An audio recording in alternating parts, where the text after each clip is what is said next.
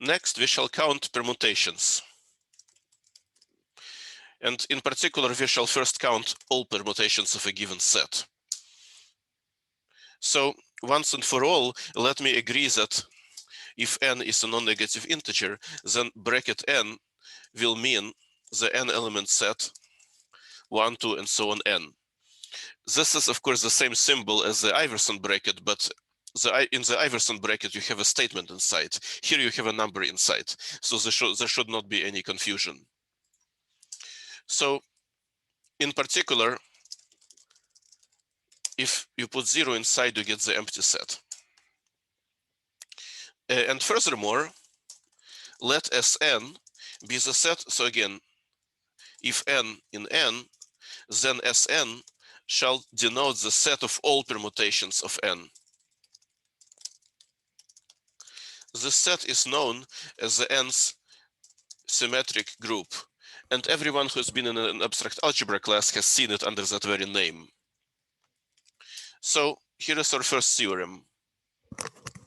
Let n in n, let X be a finite set, and more precisely, let X be an n-element set. Then the number of permutations of X is n factorial. This theorem is why factorials are so ubiquitous in combinatorics. This is really what factorials mean for combinatorics. So in particular, the size of Sn must be n factorial because Sn consists of the permutations of a given n-element set. So let's prove it. This is easy by now. The pigeonhole principle for injections tells us that any injective map from X to X is bijective. Remember, equally many pigeons as holes. So if you don't want several pigeons as the same hole, you have to have a one-to-one correspondence. So every hole has exactly one pigeon. That means the map is bijective. And thus is a permutation of X by definition of permutation.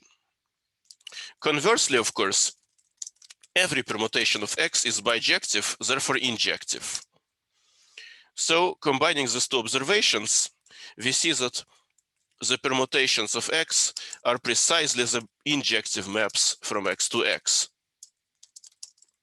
And therefore, the number of permutations of X is the number of injective maps from X to X. But we've already counted injective maps here. No, here.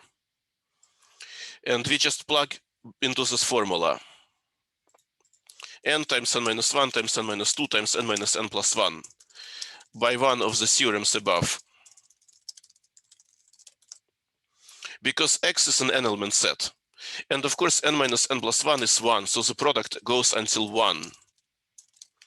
And this is just n factorial. So this theorem is proved. Nice, but fairly simple.